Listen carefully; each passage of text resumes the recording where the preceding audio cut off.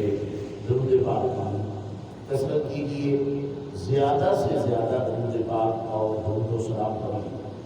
ہر مشکل کا حل درود پاک ہے، ہر پریشانی کا حل درود پاک ہے، اور حضور علیہ السلام نے تو اس حد تک فرمایا ہے، فرمایا قیامت کے دن جو سب سے زیادہ میرے قریب ہوگا وہ وہی ہوگا جتنا میری ذات پر درود پاک پڑھنے والا ہوگا اتنا ہی میرے قریب ہوگا۔ حضور علیہ السلام نے فرمایا میری ذات پر درود و سلام پڑھنے والا میرے زیادہ قریب ہوگا۔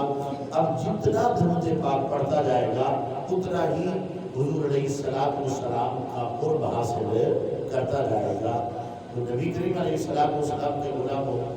جمعہ کے روز درود پاک نبی کریم علیہ السلام نے فرمایا کہ جمعہ کے روز اور جمعرات کی رات فرمایا جب تم درود پاک پڑھتے ہو تمہارا درود پاک میں خود سنتا ہوں۔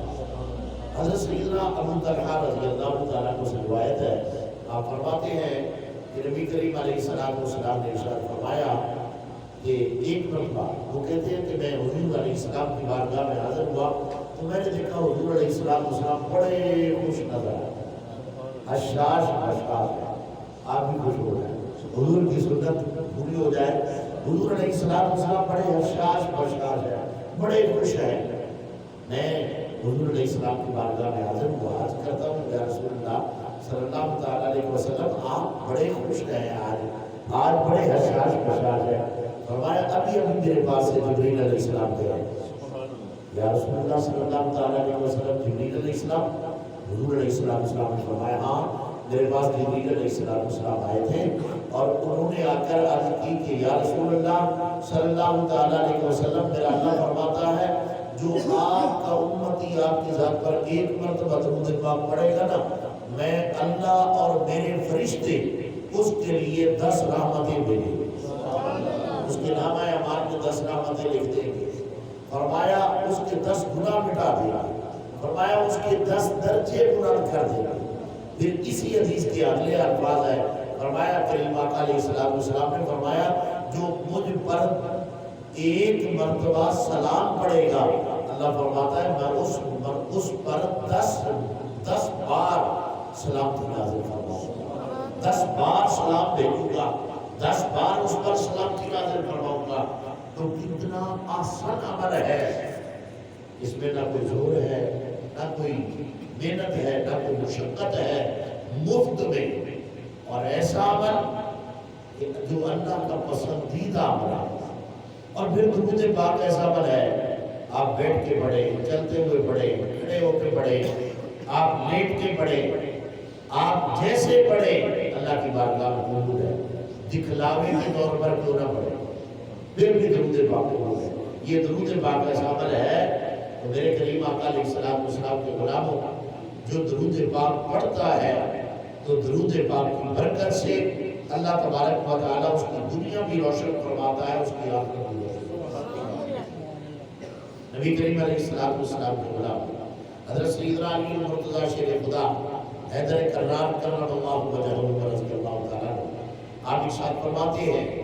کہ درود پاک پڑھنے والے کے لیے میرے اللہ کا اتنا بڑا انعام ہے، فرمایا جو جمعہ کے دن 100 مرتبہ درود پاک پڑھتا ہے نا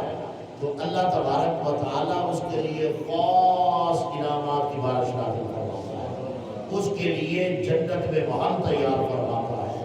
اللہ تبارک و تعالیٰ اس پر فرشتے مقرر فرماتا ہے جو اس کی بخشش کے لیے دعائیں کرتے رہتے ہیں۔ بلکہ یہاں تک حدیث پاک میں ہے، فرمایا کہ نبی کریم علیہ السلام نے ارشاد فرمایا کہ جو بندہ درود پاک پڑھتا ہے ارے جنت بھی اس کی مشتاق ہوتی ہے، جنت اس کی طرف دوڑتی ہے، اس کی طرف بھاگتی ہے، جنت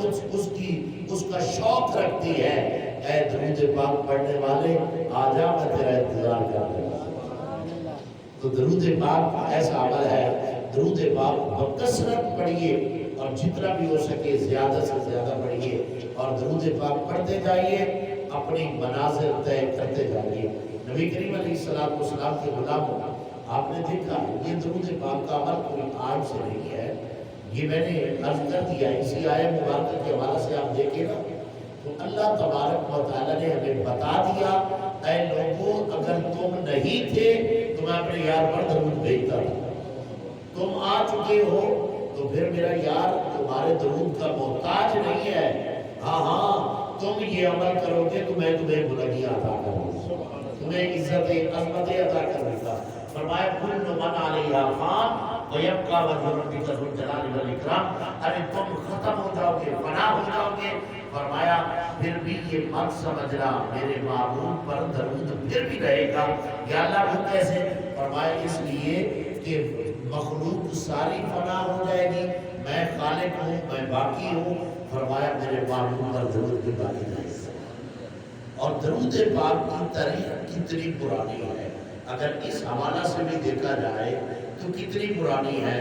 بس اس کو دیکھنا ہے تو اس انداز سے بھی دیکھ لیں۔ جب سیدنا آدم علیہ نبی علیہ السلام کو اللہ تعالیٰ نے پیدا فرمایا، پیدا فرمانے کے بعد آدم علیہ السلام کو جنت میں رکھا، فرمایا یہ جنت ہے، یہ باغات ہے، یہ سب کچھ ہے، جہاں جی چاہے چلو پھرو بیٹھو،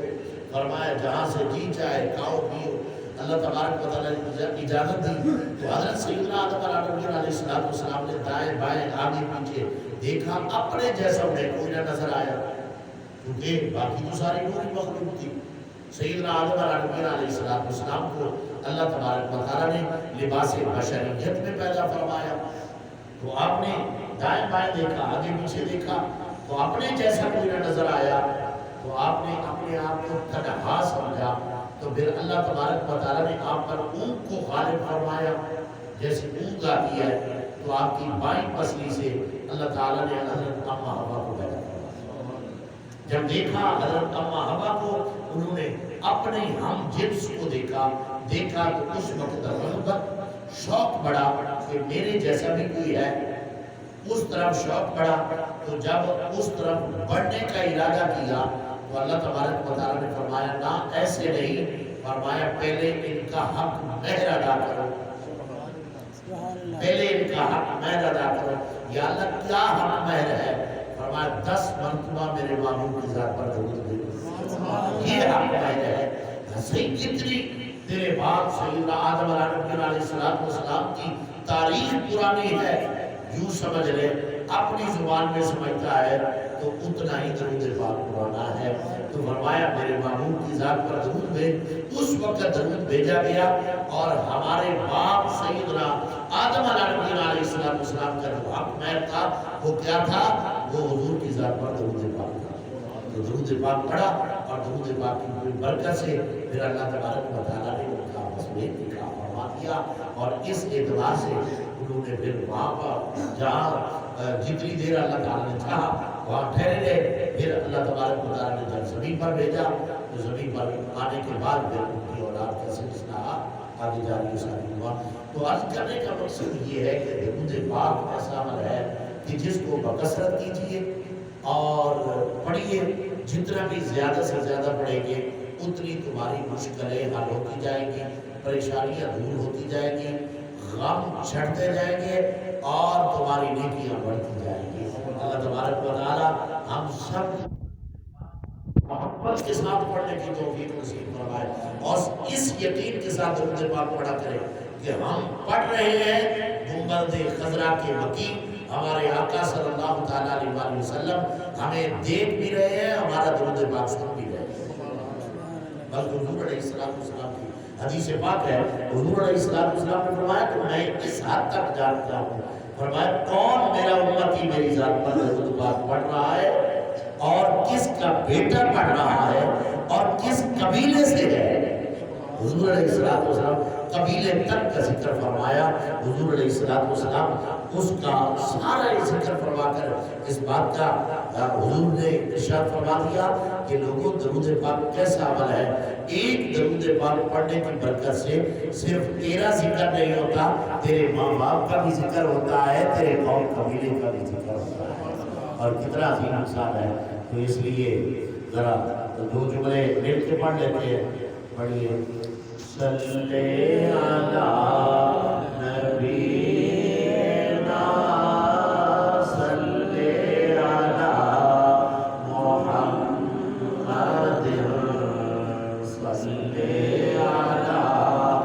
شفیع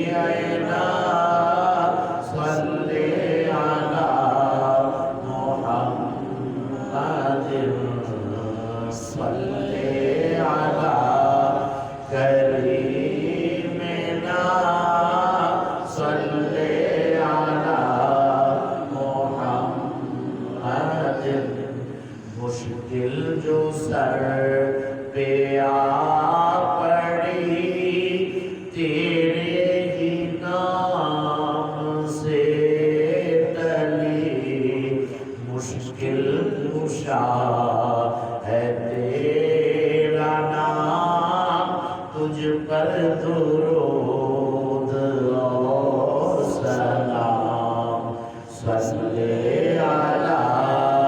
نبینا صلی علی محمد. بسم اللہ الرحمن الرحیم.